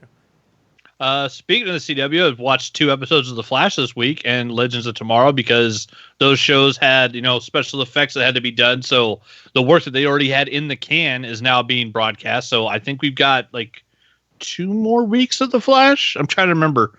But yeah, so there's a couple of actual new shows coming out in this time of quarantine. I did finish all of Community finally, which was awesome. Yeah, I got six seasons, no movie, but I watched all the 6 seasons. And yeah, it is weird to see how the show changed during the 1 year that Dan Harmon wasn't there. But yeah, it is so full of talented people. Like, I mean, from the writing to the acting to everything that they did. Yeah, the directing of the paintball episodes, all the crazy, the animation episodes, just everything. The show is just fantastic. And then, popping around Hulu and Amazon Prime and starting this, that, the other thing, and was just trying to figure out something else that I really wanted to binge. And I ended up watching a couple of comedy specials on Netflix, and then the ad came up for new episodes of Ozarks. And I'm like, I've never watched that, and I've heard really good stuff about it. It's like, what the fuck? I'll give that a shot. So I watched the pilot of that, what was it, Thursday night? Thursday or Friday night, I'm not sure which. I watched the pilot and the second episode, and then between then and now, I've finished watching all of season 1. That show is basically like Jason Bateman's version of Breaking Bad. It's not that type of show, but it's a serious melodrama with amazing writing, great acting, some fantastic like situations that are set up, and it's Jason Bateman always being the smartest man in the room. And him being able to deliver like the monologues, like almost super villain type monologues, when he's always the smartest guy in the room and he's basically just trying to save his own life over and over again because he's a guy who he's a money launderer. He washes money for the cartel and shit goes sideways. And so their life gets turned upside down. It is one of the best shows I've ever seen. I literally went through a season in like 3 days. Like, it is fucking fantastic. So yeah, if you want something, but like it's very, very adult, very, thriller drama. No comedy, no jokes. Like, there's nothing funny about this show. It's just vicious. I've heard it's intense is the best way to put it at times. It is super good. It's super intense. And yeah, it might be the best thing Jason Bateman's ever done.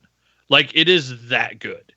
I also watched Extraction on Netflix. I watched the new Chris Hemsworth movie with the Russos. It is very good. I was like, oh, they just did like an 80s action film. No, they did not.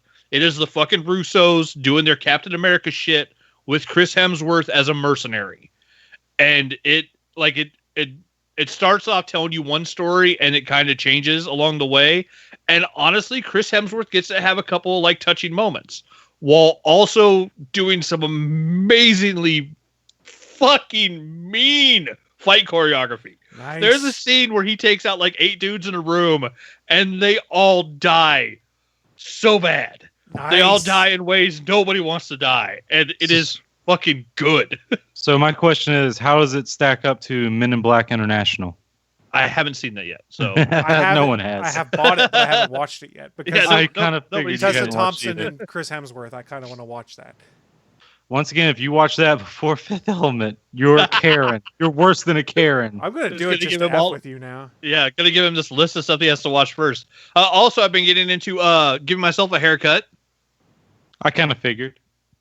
He can't hear you right One now. of the upsides of I know. owning clippers when I was in the Navy and giving so many people other haircuts is I actually got good enough to where I can actually do lines on myself, and it actually turned out okay. So yeah, I got all this damn shag off the back of my head.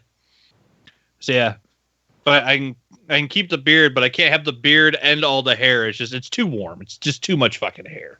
So yeah, so Cutting my own doing hair that. for years.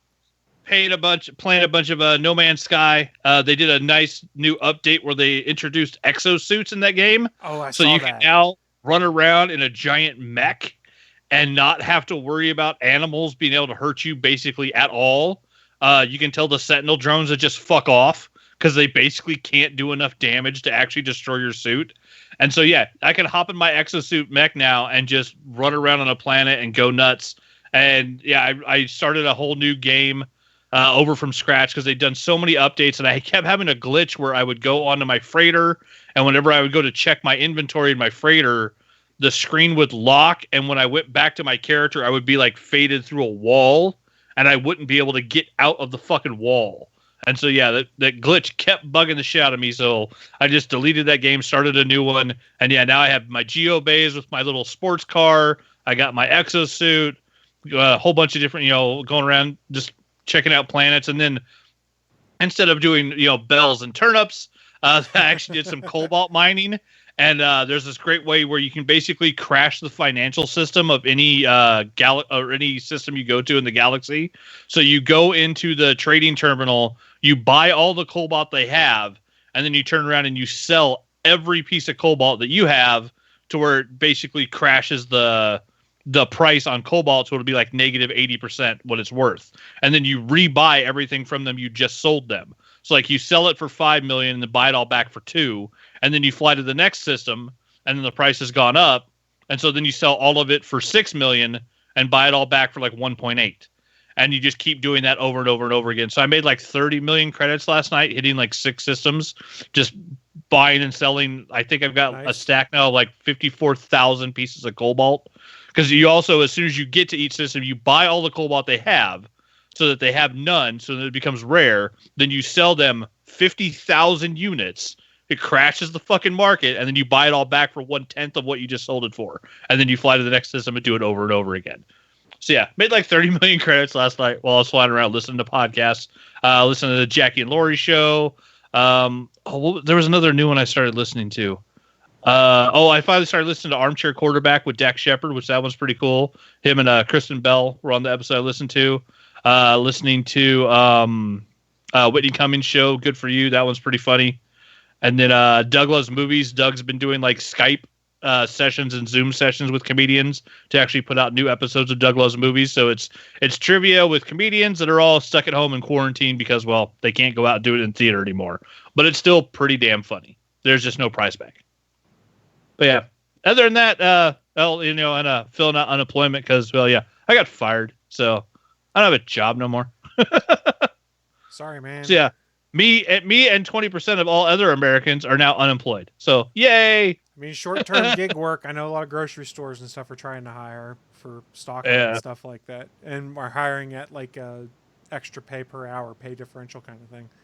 Yep. Last week was my waiting week, and so on Monday I will file my unemployment, and I'll file at least do my 2 job applications first thing in the morning. But yeah, I got a Winco grocery store that's right near where I live, so more than likely I'll go see if I can get hired on there, like even just stock shelves or whatever. Because yeah, at this point they need employees, so. Yeah. Pretty much any grocery store right now looks like they're trying to hire as many people as they could get right now. Not even granted it's short-term work, but it's short-term that's probably going to pay decent, though, because exactly of the current life in which we live. Willie, what do you been getting into, sir? Wrap things weird up for us. Fucking world. Right. I'll make this short and sweet. Final Fantasy VII. Nothing like you. Aw, you know me so well. I'm blushing. Oh, bitch. Oh, bitch. Oh, bitch. Final Fantasy VII up to chapter 15, so I'm getting through it, trying to at least. And let me see. Animal Crossing, still Dead by Daylight. I believe the new tome thing will come out this coming week. I think is what I heard. Made some blueberry muffins from scratch, and I'm gonna be doing that again because those came out fucking delicious. And I made some tacos last night, some subpar tacos, because of course I forgot the taco sauce. Did you at least have taco seasoning to go with it? Oh yeah, okay. yeah, of course. So it's not the end of the world. At least it had some kind of taco. Right? It could have been better though. It could have been so much better. Like just didn't have the taco sauce. Just that little tang. It just didn't have it. And it was like, this is subpar. You need some salsa verde for it. Got no tang in his thing. So sad. Yeah. Other than that, nothing that I can speak about. But Yeah, so that's pretty much it. Well, thank you, Willie, for wrapping things up for us. I do appreciate it. Short and sweet. That being said, we are going to start shutting this thing down. A friendly reminder, we do stream live every Sunday, 11 a.m. Eastern, 10 a.m. Central, over on Geeks.live. That is the official streaming home of the Gonna Geek Network. On a nice side note, we didn't really put any spectacle or anything like that into this because there's too many other things going on in the world. This is 400 episodes of the show. Officially hit 400. There's some other special episodes sprinkled in between here and there if you're in the feed. But this is 400. So a thank you to everyone who has stuck through it with us for almost 400 episodes. Like both Willie and Anthony were not here to begin with, but were fans who then converted to being on the show. So thank you guys for doing that. Draftsman, who's in the chat room right now, has been with us since almost the very beginning of this show. I think I'm also one of only 2 people that's listened to every episode. Could very well be. Draftsman, who, like I said, has been there since the very beginning. We've got Sailor Poland, who's joined us in the past few years. We've had a pretty full chat room. Some folks that I know come in there and lurk from time to time. So thank you to everyone who has joined us over the almost 8-year run of this show. Your Only God, I think, was in there earlier. Yeah, Your Only God was in there. So just like I said, huge thank you to everyone who's been here for this entire run. When the world goes back to normal, we'll try and do some kind of spectacle to observe the fact that we made it past 400 episodes. But this didn't seem like the time to try and put on some kind of celebration of look at us, look how great we are. We did 400 episodes of a podcast when there's a lot more important things going on in the world. So whenever things start to go back normal, we'll try and do something. Maybe we'll see if we can bring back some of our old guests, some of our old hosts like Naki or the Adahay to come back and chat for a little bit, just see what's new with them. I do know that the Adahay is streaming on Twitch again from time to time. So if you missed hearing his pleasant voice, he's been doing some Minecraft live streams on Twitch. Twitch.tv/the Adahay Gaming, I believe, is his channel. I think we might be auto-hosting it on my channel. I can't remember. So a huge thank you, though, to everyone who's joined us, who's been a part of the show, be it as a host, a guest host, sitting in the chat room, downloading it, commenting on Twitter. Couldn't have done this without you guys. And the folks that have been involved in this show is what keeps making it fun for us to continue doing it. I mean, let's be honest, we do enjoy just getting together once a week for an hour to 2 and just bullshitting and having fun. That's fun. But it's also really fun to get to do it with everyone who joins us from time to time. So I think we're going to shut it down. That's about as sappy and sentimental as we're going to get for 400 episodes. Before we kill this thing off, you guys have any final thoughts for us? Nintendo loves Dick. I have this whole heartfelt speech. Stay safe. Willie leaves us with Nintendo. Willie goes straight back to Dick. Nintendo loves some Dick. I have no way to really follow that up and make it good. So I will say we are going to shut this thing down, and we will see you guys next week for episode 401 of the show. Thank you so much, and we'll see you guys then. Thanks for listening to this brand new episode of the All Things Good and Nerdy podcast.